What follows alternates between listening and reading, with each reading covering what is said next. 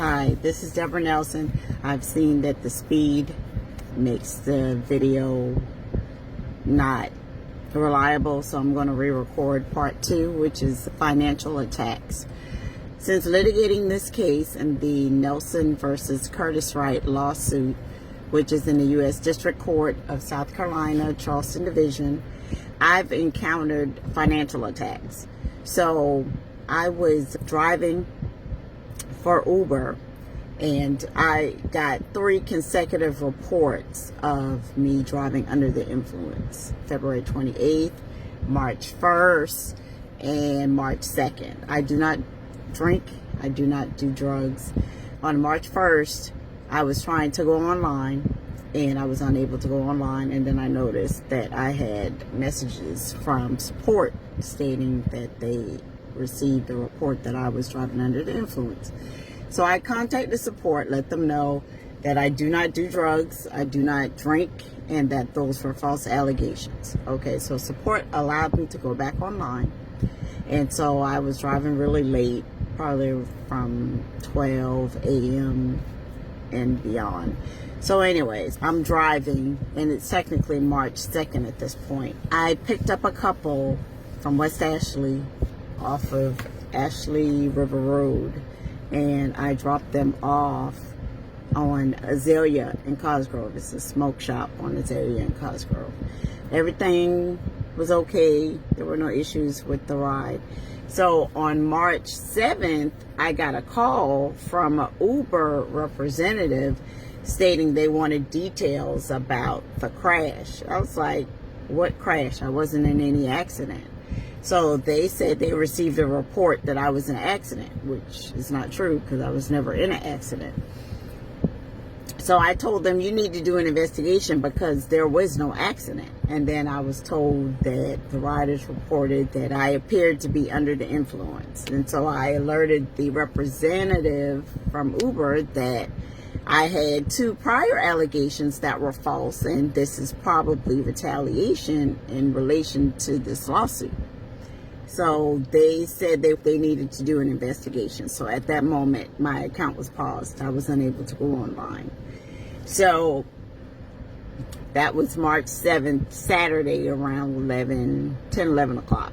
So at almost midnight, like around 11 o'clock that same night, I got a notification that my Uber account was deactivated due to consecutive reports of driving under the influence. So they were supposed to do an investigation, and how much of an investigation could you have done in that short of time frame? So anyway, so I contacted Uber, and then I contacted the adjuster that supposedly was handling the crash. And so she told me that the riders reported that I appeared to be under the influence. I was driving over the median. I was almost in a head-on collision. I said, who are these riders? And so she told me what the drop-off point was, so I knew exactly who it was. I said, I was never driving over any median, and I was never in almost head-on collision. And so she said, well, I said, but an insurance claim was filed, so isn't that insurance fraud? Because there wasn't an accident. She said, well, it wasn't an accident. They just said it was a hard ride. I said, you filed an insurance claim stating it was an accident, and there wasn't an accident. So anyway, long story short, Uber continued to deactivate my account. So I contacted the South Carolina Department of Insurance, and they demanded that Liberty Mutual do an investigation. So the riders, as the investigation continues, so now the story is being even more exaggerated. They said I was driving over the median. I was almost in a head-on collision. They think I hit somebody, and the woman was pregnant, and she was so stressed behind the ride, she had to go to the doctor to receive medical care. So after the investigation that was initiated by the South Carolina Department of Insurance, they were unable to reach these riders that made these allegations. So the investigation came back unfounded because they weren't able to reach the riders, which Allegedly, I believe there was never an allegation. I believe this was from Uber. That's what I believe, allegedly. So anyway, so that was March 2nd.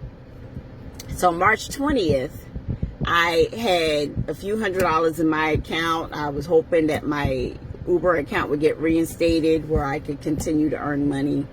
And so I just made whatever money I had, stretched it as much as I could, right? So I had my car note due and a loan due, but I also had a couple other bills that were going to be drafting my account. On March 20th, Navy Federal decided to seize my account, meaning whatever money I had in my account, they took it and they applied it to the loan that was only 8 days past due. Okay.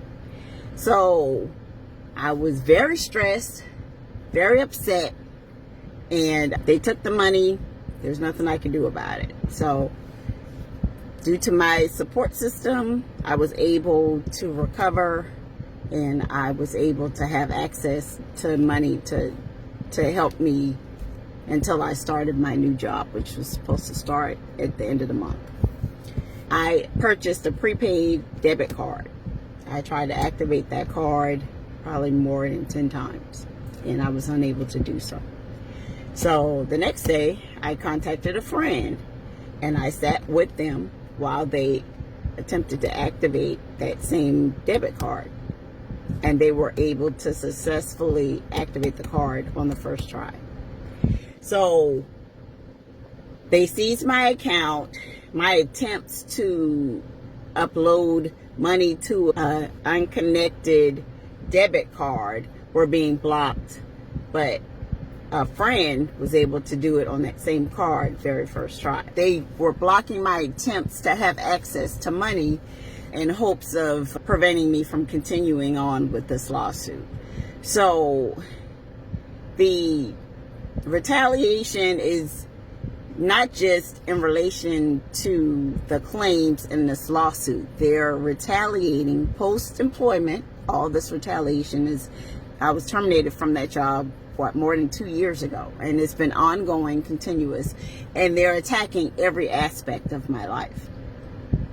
So the debit card, the Navy Federal Credit Union, the Uber, there were other attempts to prevent me from obtaining employment also. And all this is in reference to the Curtis Wright lawsuit with the whistle retaliation claims and cyber intrusion, invasion of privacy. So that's what I've encountered while pursuing this lawsuit against Curtis Wright. So it just never stops.